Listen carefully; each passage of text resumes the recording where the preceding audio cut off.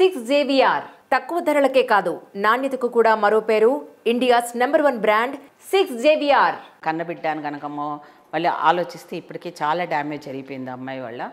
ఇంకా మళ్ళీ అది ఆ పార్టీని కాపాడమన్నా మళ్ళీ దాన్ని తీసుకొని మళ్ళీ పైకి తీసుకురావాలంటే అంత ఆషామాషి విషయం అయితే ఇప్పుడున్న పరిస్థితుల్లో కాదు.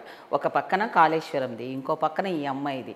ఇప్పుడు బీజేపీ గవర్నమెంట్లో ఉన్న వాళ్ళని అప్పటి నుంచి ఇప్పటి వరకు కూడా కవితను ఎందుకు అరెస్ట్ చేయలేదు అనే దాంట్లో నుంచి కూడా ఇప్పటి వరకు కూడా పాపం ఫ్యామిలీలో ఇష్టం ఉన్నా ఇష్టం లేదు ఆ జైలు వరకు కూడా వెళ్ళేసి వచ్చారు అందరూ.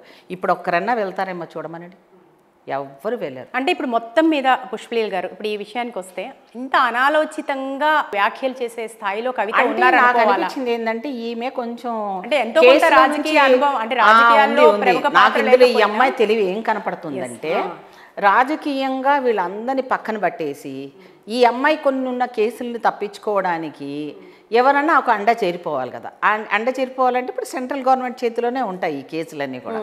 ఏమన్నా మళ్ళీ ఈ అమ్మాయి అసలు బీజేపీ పోతుందంటే నాకు నచ్చలేని అమ్మాయి ఈ అమ్మాయి కూడా ఏమైనా ప్రయోగాలు చేయడానికి కోసం ఇలాంటివన్నీ చేసిందేమో అని ఎత్తుగడ కూడా అనుకోవచ్చు. ఎందుకంటే ఆడపిల్ల నేను ఇలా చేస్తున్నాను, నేను తప్పు చెప్పానా, నేను కరెక్టే చెప్పాను, కాపాడుకోమని అదేదో 4 గోడల లోపల అరవాలి. ఎందుకంటే ఒక చర్య తర్వాత ఇంకో చర్య చేస్తూ వెళ్ళటం ఎగెనెస్ట్గా అనేది బీఆర్ఎస్ పార్టీకి సస్పెండ్ అవటం కోసమేనా అనే చర్చ కూడా జరిగింది. చేసిన లాభం ఏంటి? ఇప్పుడు ఆమెకి ఎవరో ఒక సపోర్ట్ చేశారని మనం అనుకుందాం, ఎవరో బ్యాక్ ఎండ్ నుంచి ఒక బీజేపీ సపోర్ట్ చేసిందని అనుకుందాం.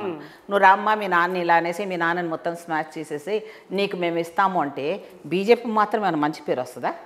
ఇలాంటి ఆమెను చేర్చుకుంటే ఉన్న ఎంపీలు కూడా ఈసారి ఎలక్షన్లో ఊస్టింగ్ అవుతారు. అంటే రాజకీయ పార్టీలు రాజకీయంగానే ఆలోచిస్తాయి తప్ప మంచి చెడు న్యాయం అన్యాయం రాజకీయాల్లో ఏముందమ్మా, ఈజీగా బయట వాళ్ళు కొట్టాలి అంటే ఇంటి వాళ్ళతోటే మొదలు పెడతారు. ఈ అమ్మాయిని కరెక్ట్ గా వెపన్ లాగా వాడుకున్నారేమో, అందులో బకరా ఈ అమ్మాయి అయింది తప్ప మనకి ఎలాగో నానుడి ఉండనే ఉంది కదా, రాజకీయాల్లో శాశ్వత మిత్రులు ఉండరు శత్రువులు ఉండరు. ఇప్పుడు కేసీఆర్ని అవునన్నా కాదన్నా కూడా ఒక రకమైన మంచి భావాల నుంచి మొత్తానికి పడేసే స్థాయికి తీసుకొని వెళ్ళిన అప్రతిష్ట పాలు చేసిందంటే కూతురేక, నిజంగా కూడా కూతురే. ఇప్పుడు వాళ్ళందరూ కూడా ఇప్పుడు ఎంతమంది ఎన్ని రకాలుగా బాధపడుతుంటారు, ఎంతమంది ఏడుస్తుంటారో నాకు తెలిసి అయితే నిజంగా కూడా. అందరికంటే ఏడిస్తానన్నా తుడిచేవాడు ఉంటారేమో, కానీ ఇప్పుడు కేసీఆర్ ఏడిస్తే కూడా తుడిచేవాళ్ళు కరువు ఇప్పుడు. ఎందుకంటే నీ వల్లనే కదా ఇలా అయ్యిందని ఒక పక్కన కొడుకు, ఒక పక్కన అల్లుడు, ఇంకో పక్కన సంతోషు, ఇంకో పక్కన పెళ్ళాం, లేకపోతే కేటీఆర్ వైఫ్, ఇంతమంది ఆయన మీద టోటల్గా ఎగబడతారు కదా ఇంట్లో వ్యక్తులంతా కూడా. అసలు నువ్వు ఆమెను చేరదీయడమే చాలా తప్పు, ఇంట్లోకి రానిచ్చడమే చాలా తప్పు. వేమన పద్యం కూడా చెప్పారు కదా, ఇంటిలోని పోరు ఇంతింత కాదయ్యా, విశ్వదాభిరామ వినడమే. ఇప్పుడు అదే జరిగింది ఈ అమ్మాయి విషయంలో. సో కవిత అనే వ్యక్తి అనేది ఈరోజు చరిత్రలో ఒక రకమైన ఒక సెన్సేషన్ చేసిందని అనుకుంటుందేమో, కానీ తన సమాధిని తను కూర్చుకుంది అన్నట్టుగా, ఆమెని చేసుకుంది అన్నట్టుగా నా దృష్టిలో ఉంది. రాజకీయాలంతా ఆషామాషి కాదమ్మా. సో భవిష్యత్తు ప్రయాణం, కల్వకుంట్ల కవిత భవిష్యత్తు ప్రయాణం ఆమె కథమే అయిపోయింది. కల్వకుంట్ల ఇంకా ఉంటది ఆమె. కల్వకుంట్ల అంటే పెళ్ళైనప్పుడు కథమైపోయింది అసలు యాక్చువల్గా. కానీ మళ్ళీ ఇప్పుడు కల్వకుంట్లతోటే ఆవిడ ఇప్పటి వరకు నడిపించుకుంది. కానీ ఆ కల్వకుంట్లని ఇప్పుడు పెట్టుకొని ఇవ్వరు కూడా నన్ను అడిగితే.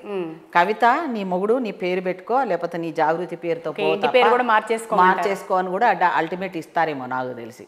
ఎవరు ఊరుకుంటారమ్మా? కేసీఆర్ కోసం అనే ఉన్న పార్టీలో ఇన్ని 30 సంవత్సరాలు 40 సంవత్సరాల నుంచి నడిపించిన పార్టీని నువ్వు మొత్తం అందరినీ దొంగలాగా పెట్టేసి అతి ప్రేమ నటిస్తూ నువ్వు మొత్తానికి అదేదో సినిమా మన రామాయణ మహాభారతంలో కైకేయిలాగా అయిపోయింది ఈ అమ్మాయి క్యారెక్టర్, అంతే కదా. కోరిన కోరికలు కోరిచ్చి రాముడిని వనవాసం పంపించినట్టుగా ఇప్పుడు వాళ్ళ నాన్నని వనవాసం పంపించినట్టు ఈ అమ్మాయి కూడా. భవిష్యత్తు ప్రయాణం ఎలా ఉండబోతుంది అనుకుంటున్నారు మొత్తం మీద? నాకు తెలిసి అయితే చాలా గందరగోళమైన పరిస్థితి ఉంటుంది. ఇప్పుడు కేసీఆర్కి అందరికంటే ఎక్కువ ఎఫెక్ట్ కేసీఆర్కే ఉంటుంది. ఇక కేసులు అనేది ఒక పక్కన అవి ఎప్పుడు చుట్టుముడతాయో తెలియదు, ఎవరు వచ్చి ఎప్పుడు అరెస్టులు జరుగుతాయో తెలియదు. అంటే సిబిఐ కూడా ఎంటర్ అయిపోయింది కాబట్టి ఇంకా మేము కేంద్ర ప్రభుత్వం చేతిలో పెట్టేసాం కాబట్టి కవిత ప్రయాణం ఇంకేం లేదు, ఇక ఆగిపోవడమే. తనంతలు తానే బ్రేకప్స్ వేసుకుంది ఆవిడ దారి. ఆవిడ ఇప్పుడు ఇంట్లో నుంచి బయటకు వస్తే కూడా జనాలు ఏమంటారో నాకు తెలిసి అయితే. చాలా మొత్తం మీద భారత రాష్ట్ర సమితిలో అయితే ఒక పెన్ను తుఫానే వచ్చినట్టుగా చెప్పాలి. మొత్తం మీద ముందు ముందు ఎట్లా ఉంటుందో ఆఫ్టర్ సస్పెన్షన్ కవిత ప్రయాణం. ఎందుకంటే ఎంత ఉండాలన్నా రాజకీయాల్లో వారసత్వ రాజకీయాల గురించి మమ్మల్ని ఎంత మాట్లాడారో, కానీ త్యాగాల పార్టీ ఉన్న కాంగ్రెస్ పార్టీ గురించి ఈరోజు ప్రియాంకను చూసి నేర్చుకోవాలి, అలాగే సోనియమ్మని చూసి నేర్చుకోవాలి. ఈరోజు ఇందిరమ్మ ప్రాణ త్యాగాలు చేసిన పార్టీగా ఉన్న మా కాంగ్రెస్ పార్టీ ముందు వీళ్ళు చేసింది ఏంటి చూస్తే ఇలాంటి వాళ్ళు చాలా నేర్చుకోవాలి కాంగ్రెస్ పార్టీ చూసి. కాంగ్రెస్ పార్టీలో ఏం జరుగుతోంది? ముఖ్యమంత్రి రేవంత్ రెడ్డి గారు కాళేశ్వరం కేసుని సెంట్రల్ బ్యూరో ఆఫ్ ఇన్వెస్టిగేషన్కి సిబిఐకి అప్పగిస్తున్నాము అని సంచలన నిర్ణయం తీసుకోవడం వెనుక అసలు వ్యూహం ఏంటనుకుంటున్నారు? ఎందుకు సిబిఐని రాష్ట్రంలోకి అనుమతించబోతున్నారు? ఎందుకంటే ఇప్పుడు మనం ముఖ్యమంత్రి గారు వచ్చిన దగ్గర నుంచి అవి ఎక్కడ పోయింది, ఆరు వాగ్దానాలు ఏం చేస్తారు, ఇది ఎక్కడ పెట్టావు, అది ఎక్కడ, అస్సలు ఒక క్షణం కూడా మమ్మల్ని పని చేయించుకొని ఇవ్వట్లేదు కదా. దోచుకున్న దొంగలే అరుస్తూ ఉన్నారు. ఇక ఇది ఇలా కాదు, దీని గురించి కరెక్ట్గా చేయాలని తను చక్కగా అన్ని రకాలుగా చేసుకొని కరెక్ట్గా అన్నీ చూసే, ఒకప్పుడు ఈ సిబిఐనే రానివ్వకుండా ఆపిన కేసీఆర్కి ఇప్పుడు ఆ సిబిఐనే పిలిపించి ఆ కేసును వాళ్ళకి అప్పగచెప్పడం వల్ల ఇది మా చేతిలో నుంచి మేము కేంద్రం మీదకి వేసేయడం, అది రేవంత్ రెడ్డి గారు చాలా పనిచేశారు. అన్ని చూసుకుని ఇంకా మా చేతిలో ఏమీ లేదు బాబు, మేము ఎంత చేయాలో అన్ని ప్రూఫ్స్తో సహా ఇచ్చేసాము. ఇక మీరు జానే ఆ కేంద్ర ప్రభుత్వం జానే, మీరు వాళ్ళని వదిలేస్తే మీ పార్టీకే నష్టము, మీకే ఆపనిందా లేదు, మేము ఇచ్చిన దాన్ని వాళ్ళ మీద అరెస్ట్ వారెంట్లు చేస్తే మాత్రం ఏమన్నా క్రెడిబిలిటీ కొద్దిగా. పుష్పలేల్ గారు మీరు ఇప్పుడు అన్ని చూసుకునే అప్పగించారు అంటున్నారు. అన్ని అంటే అన్నిట్లో ఏమున్నాయి అంటున్నాను నేను. అన్నిట్లో ఏంటంటే మమ్మల్ని ఎంతసేపు కవితను ఎందుకు అరెస్ట్ చేయలేదని అప్పుడు ఆ బండాలు మా మీదే వేశారు కదా తల్లి.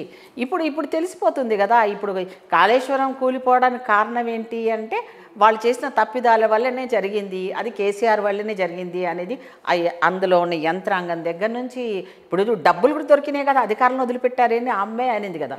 సో ఇవన్నీ ఆ అమ్మాయి ఇచ్చింది, ఇంకేం కావాలి, కూతురే సాక్ష్యం ఇచ్చింది, అలాగే గవర్నమెంట్ సాక్ష్యాలు ఈ సాక్ష్యాలు అన్నీ కలిపి సిబిఐకి అప్పచెప్పేశాము. కాబట్టి మాకేం పని లేదు, ఇక అది కేంద్ర ప్రభుత్వం చూసుకుంటుంది. కేసీఆర్ జానే వాళ్ళు జానే ఇంకేమని కానీ మేము ప్రజల్లోకి వెళ్తాము. రేపు పోయే ఎలక్షన్స్ ఎలా జరగాలి, ఏ రకంగా మా కాంగ్రెస్ పార్టీని గెలిపించుకోవాలనేది మా ముందున్న పని అంతే. అయితే మీ నాయకుడు రాహుల్ గాంధీ చాలా సందర్భాల్లో చెప్పారు సిబిఐ అనేది ఒక సెంట్రల్ గవర్నమెంట్ జేబు సంస్థ, కీలుబొమ్మ. అంతేకాకుండా ప్రతిపక్షాలు అన్నీ కూడా ముక్త కంఠంతో గొంతులు అరిగిపోయేలా గగ్గోలు పెడుతున్నాయి. ఎంత వాడాలో అంత సిబిఐని కావచ్చు, ఈడీని కావచ్చు, సెంట్రల్ గవర్నమెంట్ బీజేపీ వాడేస్తుందని చెప్పేసి, ఒక పారదర్శకత లేదు, నిజాయితీ లేదని. అటువంటి మీ నాయకుడే వ్యతిరేకించే ఒక సంస్థకి ఇక్కడ రాష్ట్రంలో ఉన్న కాంగ్రెస్ పార్టీ అంటే ముఖ్యమంత్రి ఆయన ఆపడంలో ఉద్దేశం రేవంత్ రెడ్డి గారి నిర్ణయం తీసుకోవడం రాహుల్ గాంధీ గారి కొన్ని విషయాల లోపల విత్ సాక్ష్యాలతో చూపించినా కూడా సిబిఐ అక్కడ స్పందించకపోవడం వల్ల ఆ సిచ్యువేషన్లో ఆ మాట చెప్పాల్సి వచ్చింది. అంటే అక్కడ కేంద్రం చేతిలో ఉన్నదనేది నిజంగా వాస్తవమే. అవన్నీ కూడా సిబిఐ అనేది వాళ్ళ జోబు సంస్థలే. కానీ ఇక్కడ జరిగింది వేరు జరిగింది. ఇక్కడ ఏమైంది, సిబిఐ అనే సంస్థ కేంద్ర అధికారంలో ఉన్నప్పటికి కూడా రాష్ట్రంలో ఉన్న వీళ్ళు చేసిన తప్పిదాల మీద ఎక్కడ కూడా వాళ్ళు వచ్చి ఎంటర్ అయిపోయి వీళ్ళ మీద యాక్షన్ తీసుకోకుండా ఉండడం కోసం ముందుగానే తెలివిగానే కేసీఆర్ గారు ఆ సిబిఐని ఇక్కడ రానివ్వలేదమ్మా. రానివ్వకపోవడం వల్ల వీళ్ళు ఏ తప్పు చేసినా కాగు రిపోర్ట్లు ఇచ్చినా, మేము తప్పులని చూపించినా కూడా అసలు యాక్షన్ తీసుకునే స్వయంగా ఉండే వ్యవస్థలుగా ఏవి కూడా పనిచేయలేదు యంత్రాంగాలు. సరే, ఇప్పుడు మాకు నమ్మకం ఉందా నమ్మకం లేదా అనేది పక్కన పెడితే కేంద్ర ప్రభుత్వం ఇప్పుడు సరే ఈ సిచ్యువేషన్ వరకు ఈ రాష్ట్రం వరకు విత్ ఎవిడెన్స్తో సహా ఇచ్చినాక కూడా వాళ్ళు ఎలా నిర్వహించకపోతే ఇంకా వాళ్ళకి తప్పది. అందువల్ల కేంద్ర ప్రభుత్వము ఖచ్చితంగా చేయవలసిన పని అది. అందువల్ల రేవంత్ రెడ్డి గారు దాన్ని జాగ్రత్తగా సిబిఐని ఇక్కడ వెల్కమ్ చెప్పడం జరిగింది. ఆ మొత్తం కేసును వాళ్ళకి అప్పచెప్పి ఇలాంటివన్నీ పెద్ద పెద్ద స్కామ్స్ అన్నీ కూడా సిబిఐయే ఉంటుంది. ఇప్పుడు చూడు, కోర్టు నుంచి కూడా ఈ మధ్యకాలంలో శ్రీలక్ష్మి కేసే చూడండి, హైకోర్టు నుంచి ఉత్తర్వు తెచ్చుకొని క్లీన్ చిట్ తెచ్చుకుంది ఆవిడ. కానీ సిబిఐ వదిలిపెట్టలేదు ఆవిడ. చూసిండ్రా, మళ్ళీ ఆవిడ తోడుతూ ఉంది. చూసిండ్రా, మళ్ళీ అమ్మాయిని మళ్ళీ అడుగుతూ ఉంది. అంటే సిబిఐ అనేది ఎంత 4 సంస్థలను మేనేజ్ చేసినా న్యాయ వ్యవస్థను కూడా మేనేజ్ చేసి తెచ్చుకోగలిగిన సత్తా ఉండేవాళ్ళు కొంత మహామహులు ఉంటారు. అలాంటి ఏమైనా జరగకుండా ఉండడం కోసమని మీకు వాళ్ళకి బెయిల్ ఇవ్వకండి, మాకు సరెండర్ చెయ్యండి, మీరు ఇవ్వకండి అని కోర్టు మీద కూడా ఒత్తిడి తీసుకొచ్చే అంత లెవెల్లో పనిచేస్తుంది ఇది.